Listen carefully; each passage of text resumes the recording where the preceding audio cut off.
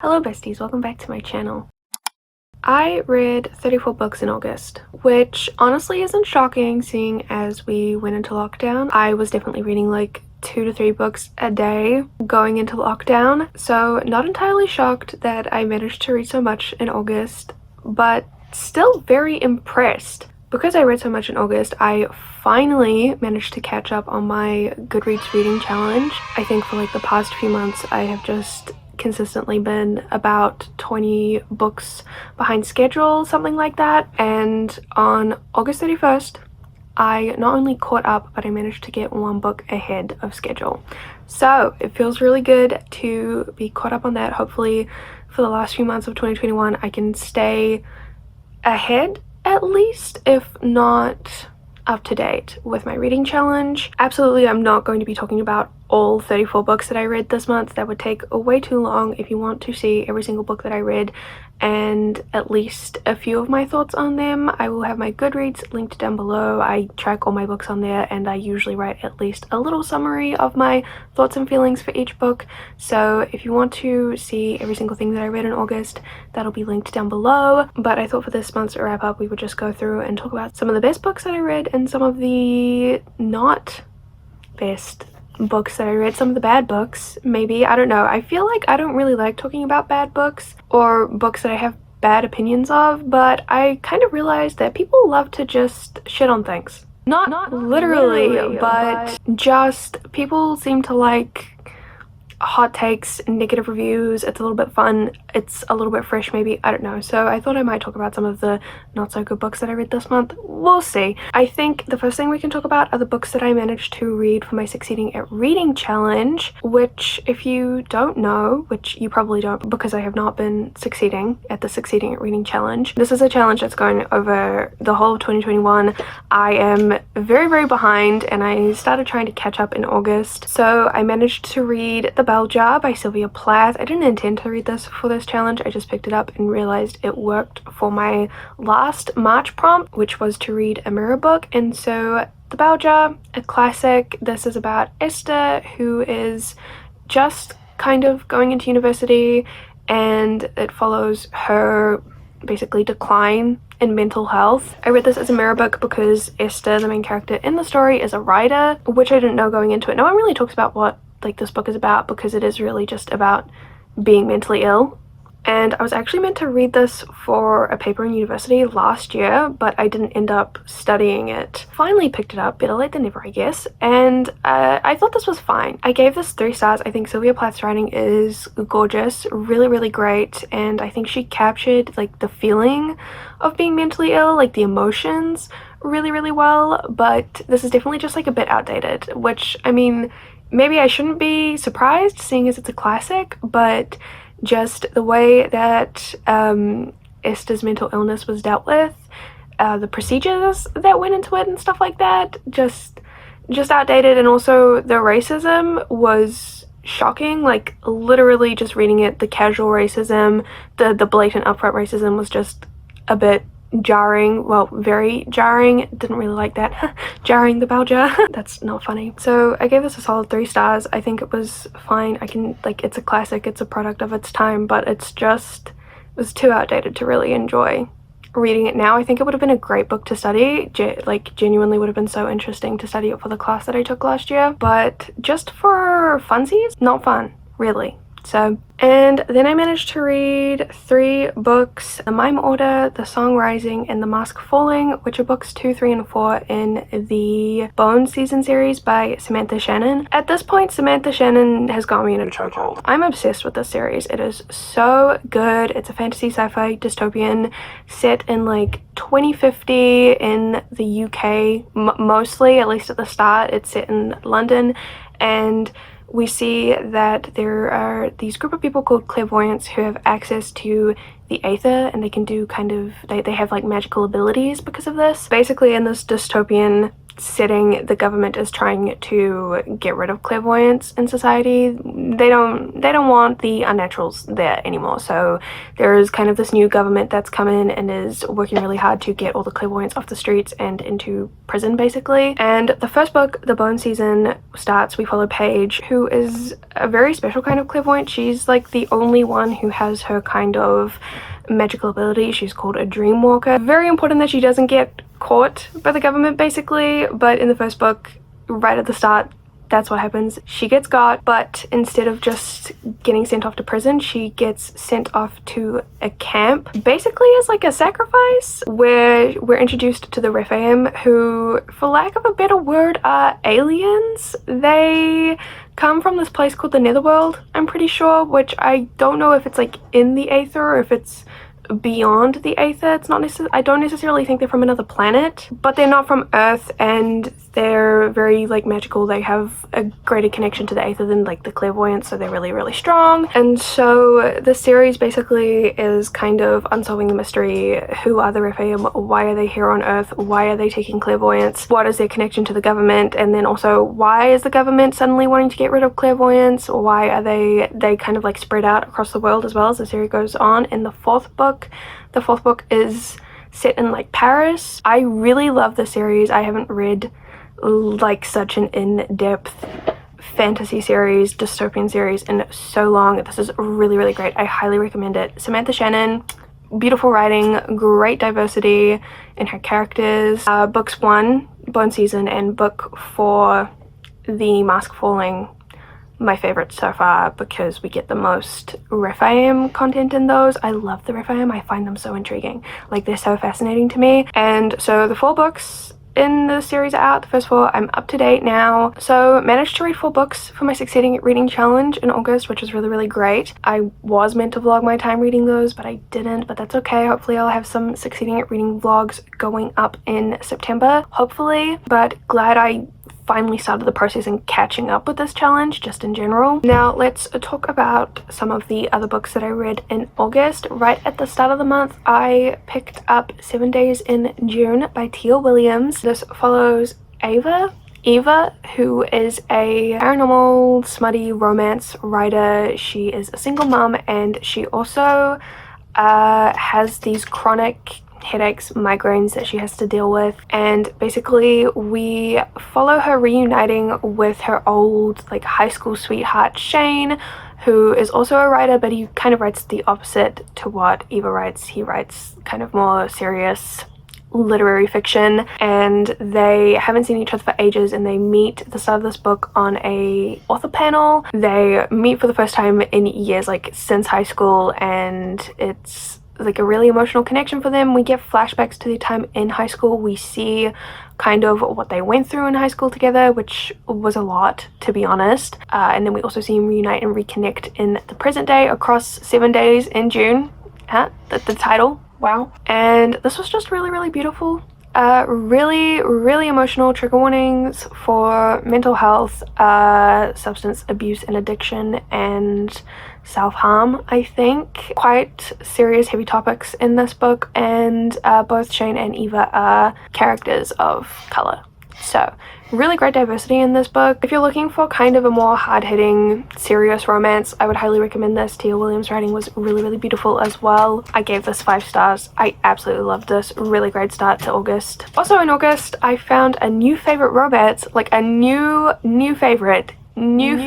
Probably not very exciting for everyone because this has been out for ages. I just didn't pick it up, and that is Beach Read by Emily Henry. And I thought I wasn't going to like this because when Beach Read first came out, all praise. I just only heard good things about this book. But then People We Met on Vacation came out either earlier this year or last year, and once that came out, I started hearing lots of bad reviews for Beach Read and only good reviews for People We Meet on Vacation. So I bought People We Meet on Vacation, thought I was gonna love it, didn't think I would love Beach Read. I read both on the same day. Don't know what possessed me to pick up Beach Read. I just wanted to, so I did. And when I say I was genuinely crying by the 3rd page of my ebook, this book hit me in my feelings so hard, and it was just so perfect. So this book follows January, who is her name January or is it August? No, January is our female main character. She is a writer, but she's kind of struggling to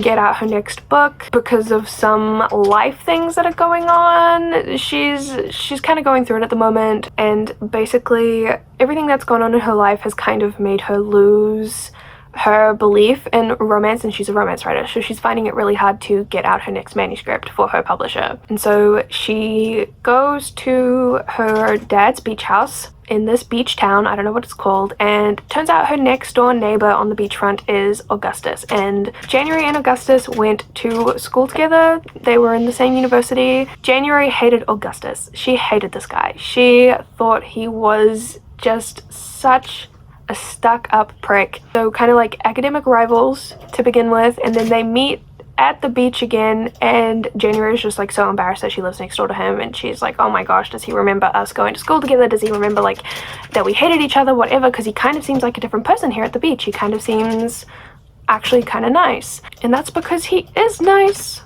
Turns out Augustus has kind of been going through it as well. They both are kind of going through it. They both kind of become friends, and they both kind of decide to help each other out writing wise. They both kind of stuck with their writing, and this was just so emotionally deep, so romantic. I loved the character arcs that both of the characters went through. All of the serious topics that were handled in this book as well, I thought were handled really well. So there is loss of family, like grieving the loss of a family, kind of also like talk of family abuse as well. This just worked for me. I think this was the book that made me realize that I actually genuinely love reading books about writers. I don't know what it is, but they just hit really hard for me. I really love characters who write books. Genuinely, I realize that the past few books that I've read about writers, if there's a writer main character, I really just seem to love that book a whole lot more. So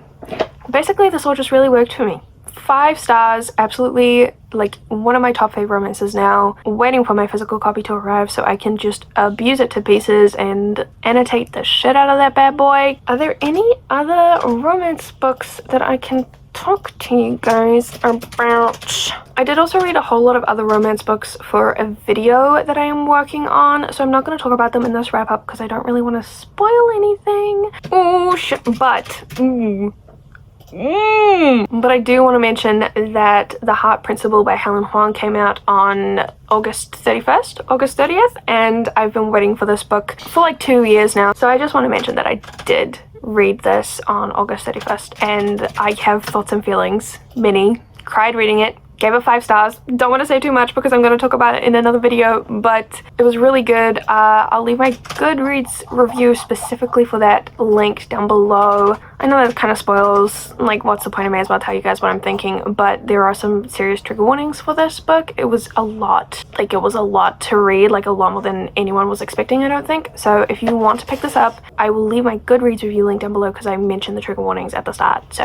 and I want to say around the start of August and the middle of August, I was in a very dark mafia Kindle Unlimited romance kind of mood. I read a lot of books on Kindle Unlimited, questionable for sure. Most of them were not that great, but there were some really, really good ones. One of those books, I want to say the only book that I'm going to talk to you guys about from my Kindle Unlimited reading this month was Twisted Love by Anna Huang. This was really, really good, and this series has been getting really popular on TikTok, and honestly, facts, it should be. This was good. So Twisted Love is the first one. This follows Alex and Ava, and so Alex and Ava become next door neighbors because Alex is Ava's brother's best friend, right? It's a boyfriend's best friend's romance. So Ava and her brother live next door to each other. Her brother goes away to study for a year. He gets his best friend Alex to move in, kind of mostly to keep an eye out on Ava while he's gone. Obviously, a romance ensues. Ava is this really sweet little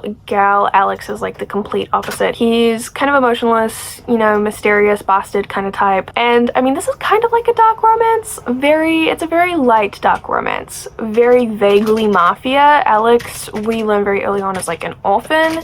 So he watched his whole family die when he was like a little kid, and then he went to live with his uncle, who I believe is like part of the Russian mafia or something like that. So Alex is more or less, he's kind of just like a dirty businessman at this stage, but like he has ties to the mafia, I think, if I'm remembering this correctly. Maybe his uncle's just a bad guy, but I'm pretty sure he's part of the mafia. And then it's kind of like a joke between Ava and her friends. They're like, haha, bet you can't get like Alex to open up and, you know, show emotions or whatever, and but she ends up falling in love with him. He ends up falling in love with her. It was very sweet. It all worked for me. There were some really good tropes in here, like a character who has nightmares and needs to be like comforted after like a bad night. Oh, that is like one of my favorite tropes ever. We had that going on, and obviously Alex has like a dark past, but he's solving some stuff out in the present day. But we also learned that Ava, even though she's really, really sweet, she also has she has a little bit of mystery, a little bit of dark mystery in her past. There's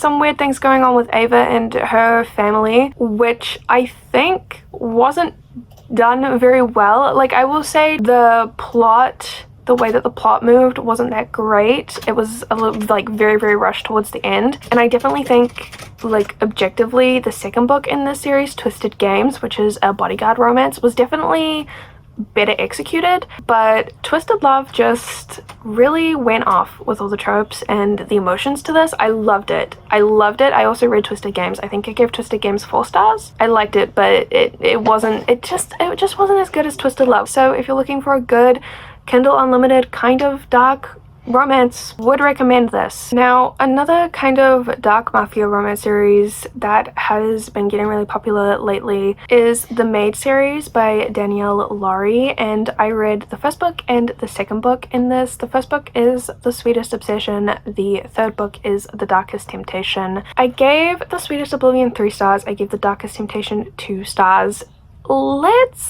Should we talk about it? I can see why these are getting really, really popular. I think they are definitely fun, I guess, to read. I definitely like The Sweetest Oblivion more, which is an arranged marriage romance but with a twist. So Nicholas, who is some kind of mafia person, is set to be engaged to Elena's younger sister. And I mean, that's all well and good, except Elena thinks Nicholas is really hot, and Nicholas thinks Elena is really hot, and they both want to get together. And I can't remember, there's some kind of drama and something that happens, which means that Nicholas can't get married to the younger sister, and so he ends up getting arranged into a marriage with Elena. So it all kind of works out in the end. This was just like a fine romance in the sense that it was steamy and, I guess, interesting play on the arranged marriage trope, but literally nothing happened in this book. Literally nothing happens in this book. There are absolutely no stakes. There is like zero conflict, and it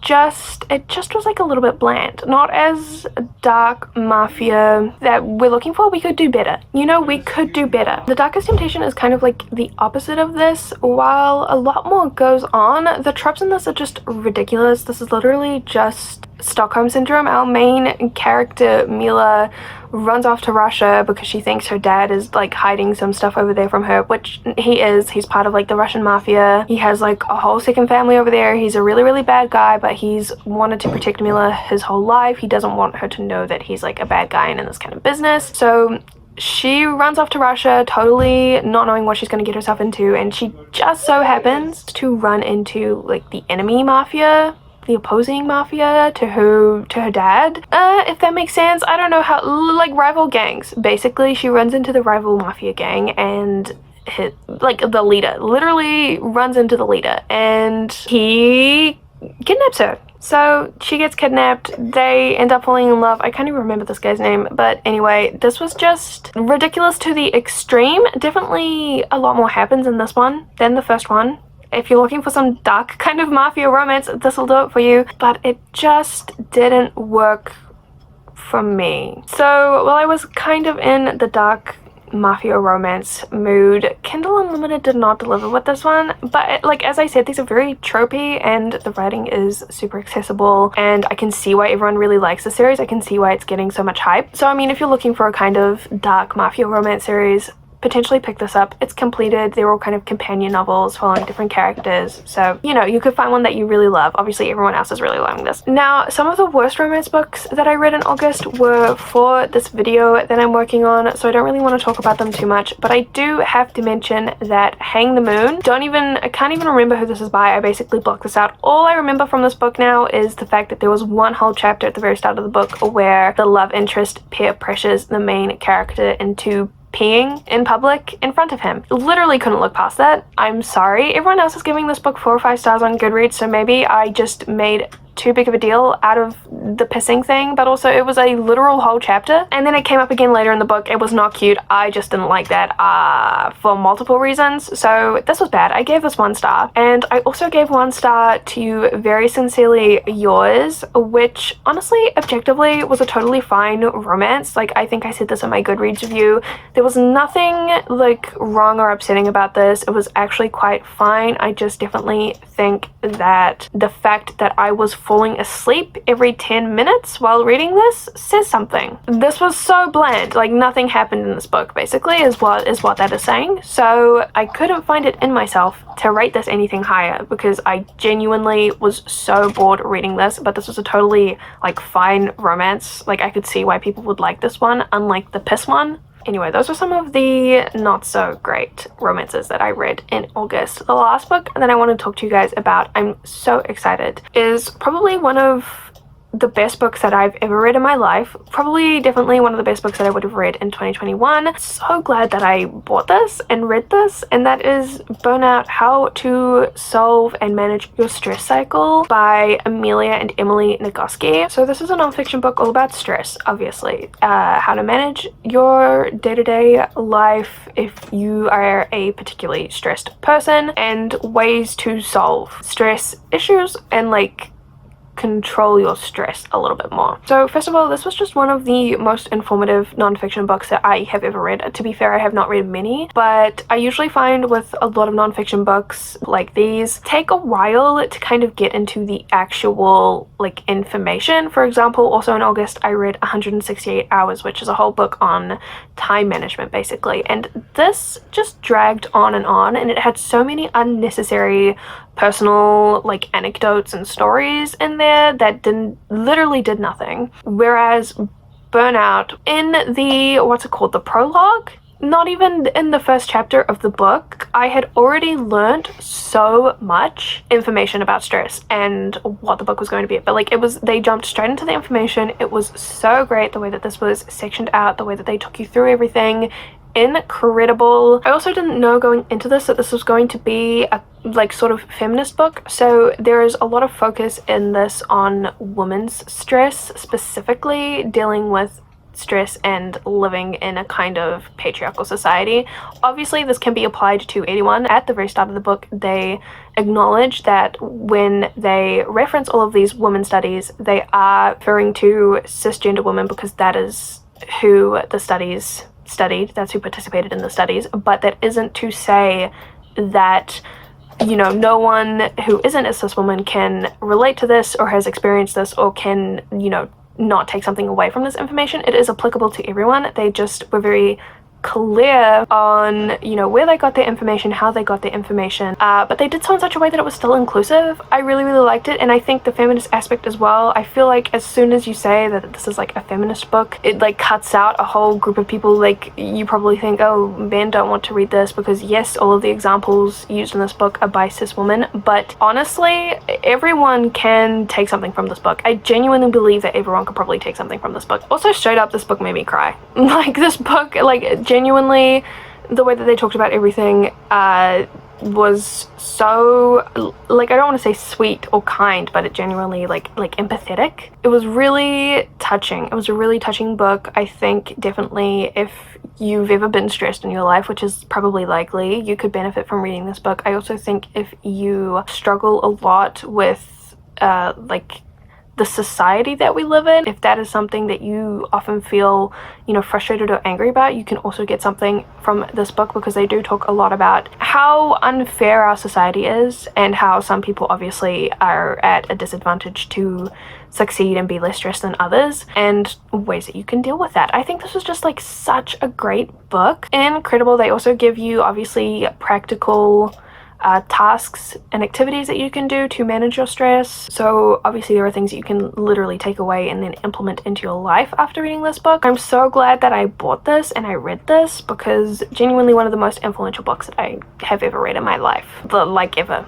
So great, so great. And this really made me want to pick up more nonfiction, because I don't really read a lot of nonfiction. In this book, towards the end, they referenced Why We Sleep, which is a nonfiction book that I've heard about before, so I think I'm going to pick that up next. I think that might be good. That is really all of the books that I want to talk to you guys about today. I would talk about more, but my camera's been a bit weird lately on my phone, and I don't know how much longer I can actually film for. So, as I said at the start, if you want to see more of the books that I read in August, you can go check out my Goodreads. But those were kind of the highlights of my reading from August. I hope you guys had a really great reading month. Feel free to comment your favorite book that you read in August, or if you have any books that you want me to read in September, let me know. Always looking for books to pick up, genuinely. And I hope you guys enjoyed this video. Thank you guys so much for watching. I appreciate you guys so much for watching and liking and subscribing. It means the world to me. I really hope that I get to do some good reading in September and talk to you guys about some more really great books, and I hope you guys do as well. I will see you guys throughout the month with some more videos. Bye!